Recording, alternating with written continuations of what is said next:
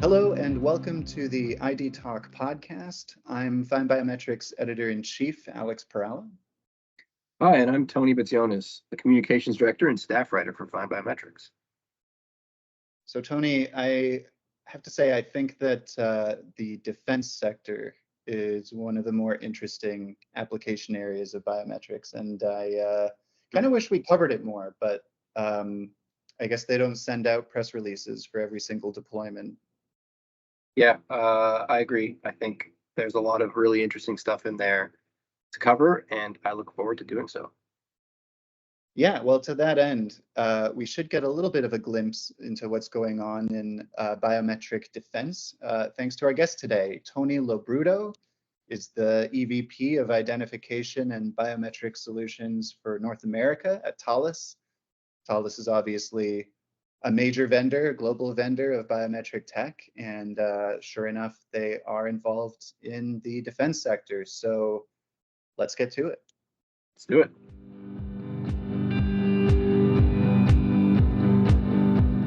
So, Tony, thank you for joining us on the ID Talk podcast. Thank you for having me. So, we're really interested to talk to you because this is a very interesting part of the biometrics industry that we don't really get to cover as much as we want to. So, from what we understand, it's pretty complex, but it's also very interesting, kind of the defense sector. So, I think a good place to start is just if you could give us like a kind of the breadth of solutions that Thales has covering this area. Sure, be happy to. So, I mean, fundamentally at its core, right, biometrics is the means to accurately identify people. That's what it does. So you could then, if you take that and you say, okay, what kind of applications can it be used in a DoD environment? What comes to mind are things like, what do you need identification for? Well, you need identification for, as an example, force protection. You have bases set up, you have people coming in and out. You want to be able to monitor, control, and ensure that those people who are allowed to be in that base should be, and those who are not should not. So that's sort of one of the fundamental. You could then sort of extend that into what about in operational theater? Well, those are the applications sort of change, but at the core is still identification. So you get into when do you need to identify people? Well, you need to identify people, friend or foe, potentially during incidents that happens. You may want to, it's an investigation similar to, let's say, a criminal investigation. You may want to identify if there's an ID, there's forensic evidence or biometric evidence that gets left over, who potentially did that. There is a surveillance component to it in a battlefield, especially a complex battlefield, identifying who are the targets that you have interest in, friend or foe, again, potentially not, to also surveil those to determine who the networks are. So, if you take identification on the various different applications for it, that it's used in the battlefield or in a defense environment in that manner. It's really interesting. A pretty broad range. Yes. Yeah. So a lot of our readers, most of our readers are familiar with biometric applications for things like access control and perimeter security. But do you mind going into a little bit more depth for some of the more unusual applications for things like defense and intelligence operations? Sure. I mean, I sort of mentioned a couple of them already, and maybe expand on that. So there are things like I said, investigation of an incident. So let's say an IED gets deployed. Unfortunately goes off. You want to then try to identify the culprits. You look for that, look for fingerprints, most likely in this case.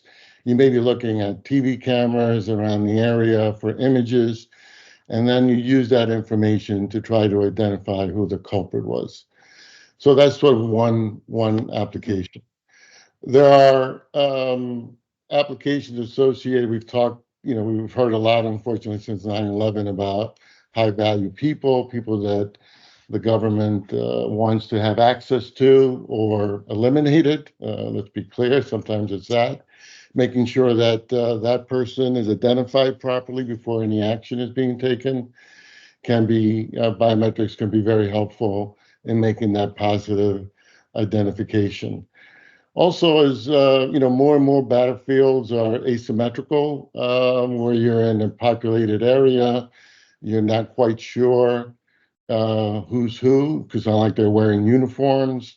You may want to be able to do surveillance, do investigation, trying to find a cell. Those are another area where the use of biometrics can help track and monitor those individuals. And that's outside the normal, I don't say normal, but the more most people might be may have an understanding of, like access control and so on and so forth. So those are some of sort of maybe the things that people may not know. Another one is, as troops are deployed, there's a need to, as they encounter citizens or people, to identify them to determine the threat level. So there's handheld units that could be used to take biometrics and determine if somebody is potentially a potential danger to them that they've encountered as well. So there's instantaneous battlefield assessment that could be used as well. This stuff is so interesting. It's like I wish we were covering this like military type stuff more often, because it's like a movie playing in my mind while we talk about it. Exactly. No, it's very serious. But yeah, what is it, Zero Dark 30, right? There was a lot of stuff that happened there. And it took them a long time to determine whether that was really Bin Laden or not. I'm not saying biometrics was used in that front, but it is a major event that has to happen, right? I mean, nobody wants to make any errors in the battlefield. Nobody wants to potentially harm civilians. So clearly identifying the people of interest in all kinds of situations is an important aspect in making sure that the right actions are being taken by the defense forces. And I think we all want that to happen. Yeah, that kind of speaks to like the defense sector is always, I suppose for forever, has been interested in collecting identity intelligence. And I guess decades ago that would have maybe mostly been biographic, but now you're touching on what the industry is doing to combine biometrics and biographic data. And could you talk a little more about how those kind of coexist? Well, as they say, data is power. Information is sort of maybe what wins the war sometime. So the more information that's accurate and can be collaborated that you have, and it's comprehensive, the better it is. So, one of the things that we would like to see is more cooperation and combination of data from our allies in some sort of large repository of information. And there's actions that are trying to get there as well. And what we need, from the defense departments around the world is really incentives to continue on this journey, because it is a journey. The accuracy of biometric identification 5 years ago versus today, where there is facial recognition, as one example, has greatly improved. And that trajectory continues because of investment that industry makes in order to improve the accuracy and the speed of it. That just needs to continue. With that requires funding. I'm not saying directly funding Thales or other vendors who provide this type of solutions, but what I'm saying is making programs available for competition. Competition always brings out the best in us. It allows us to know that there is an opportunity, and companies use that to make investment in their products, both whether it's new products or continuing to improve. We know that the accuracy and the speed of identification needs to improve in order to do more and more things in real time. Ultimately, that's going to be the key. The key is, can you really identify that person close to 100% as possible? Nothing is ever 100%. That isn't that you have to make a decision, that it sometimes is life and death for that person or even for your own forces. So getting to additional funding, investment required to get the applications and the results to that level, I think is key. And it's fundamental to providing, I think, what all of us as citizens want. We want to be protected, but we also want to make sure we make the right decisions. Mm-hmm. Absolutely. And speaking of right decisions, in the civilian arena and civilian deployments of biometric technologies, the vendors of these technologies, they're becoming more and more careful and focused, concerned with issues like privacy and civil rights considerations. Just wondering, how do these issues affect Thales's work in the defense and intelligence fields in those applications? I think it's actually in the forefront of what we do. Balancing civil liberties and privacy versus protection is really a major consideration of Thales. It is actually it's in our motto to a large extent. We've actually introduced a concept what we call true biometrics, easier said than, which is a set of internal guidelines and internal regulations that set the stage for how Thales would like its biometric technology to be used by its users. The cornerstone of the true biometric mantra, so to speak, is really the ethical use, transparency, making sure people know when it's being used and why. Security, nobody wants any of this type of information to be ill-gotten by bad actors. And of course, protecting privacy.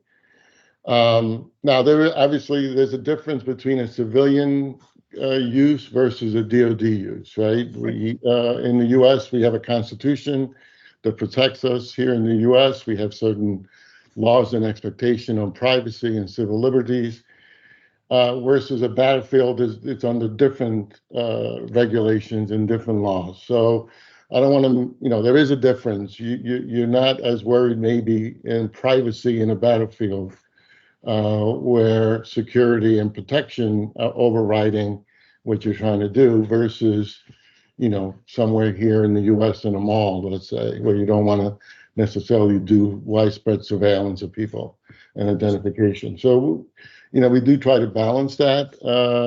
And obviously we leave it up to the users themselves to make sure that they're using the tools and the systems that we provide that meet their own regulations and laws associated with the battlefield and everything like this. But we do set certain guidelines internally, especially for civilian use associated with, as a citizen, I'm not happy if technology is being used to surveil me and letting people know that I went to the mall, I went to get my hair cut. That's my own private business. I didn't do anything wrong. Now, if I did something wrong and there's a court order, that's a different story. So we do actually try to play in that space, and both from an education perspective, but also in terms of making sure that there are regulations in place that do provide that balance between protecting civil liberties and privacy, and ensuring that we are safe in the same time as well. Of course. That makes sense. That you kind of addressed my next question, which was going to be about how you handle like non-citizen privacy issues. But I guess just to clarify a little more, you're building the tools. You're not like Thales isn't actually using the tools because Thales is not the army or Correct. Thales itself in the field. So it sounds like what you're doing is you're making sure the guidelines are in place and setting those so that they're used appropriately by the client. Right. And then that's going to change based on the context, whether it's in the US or overseas on a battlefield, or maybe it's somehow being used in like Europe somewhere or whatever. Do I have that roughly right? Oh, I think that's correct, right? I mean, and also, but we also reserve the right, regardless of where they're being used, if they're being used for some activity, then maybe we've reserved the right not to participate in that procurement. So as an example, I think everybody knows about, maybe the use that China and its government do on their own citizens. That is not something that we're a proponent of, and we would never get into a situation where we would bid on an application that could be used in that manner, for the civilian population. And so those are some of the guidelines of true biometrics for us. But regardless of whether or not, it's civil or not, one of the ways to sort of protect privacy is really encryption. One of the things that we bring to the table is ensuring that the data, whether it's when it's being stored or whether it's in transit, is encrypted, with the latest and best encryption applications, so that even if somebody is able to gain access to it, it's meaningless to them.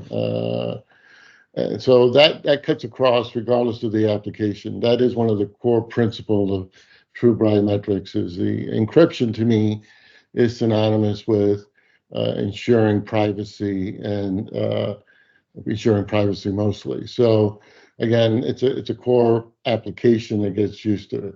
Now, as it's being used in the battlefield, obviously we'll leave that up to the end users to determine. And most of them do have regulations and procedures that dictate their use in the battlefield, and we have to trust that those nations that use it are following those international laws and standards. Mm-hmm. Yeah, that totally makes sense. So I know your time is limited, so just to kind of wrap things up, I'm curious what you think, just looking ahead to kind of the big picture, where is this evolving in terms of biometrics being used in defense strategies? Because now we've got new threats that seem to be emerging, like AI, and we're just beginning to see the potential for how these technologies can be used in like the battlefield and in kind of national security context. So where do you see things going in terms of biometrics in defense? Well, it's interesting you mentioned AI as a threat. I'm going to mention it as AI as an enabler,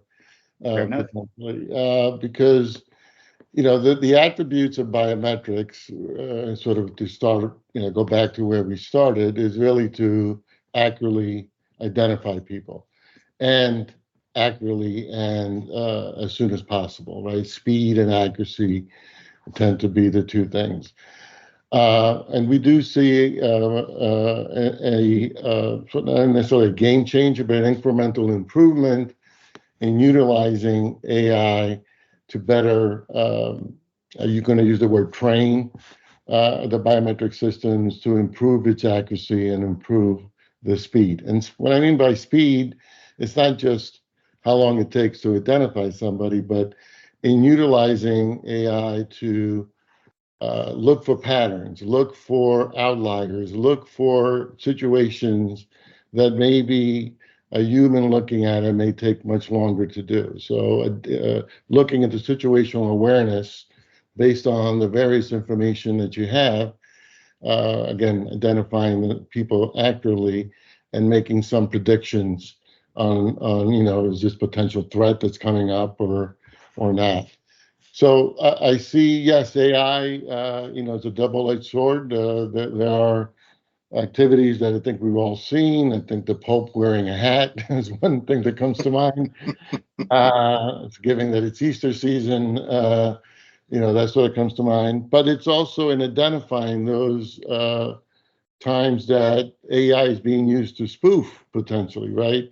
So it's both a potential threat, but I think it's also an enabler. So I see, again, overall improvement in accuracy, and with that, various new applications being brought to the forefront to hopefully continue on that path of identifying people accurately, making the right decisions at the right time for those individuals who have, a fairly high stress level job in trying to keep people safe.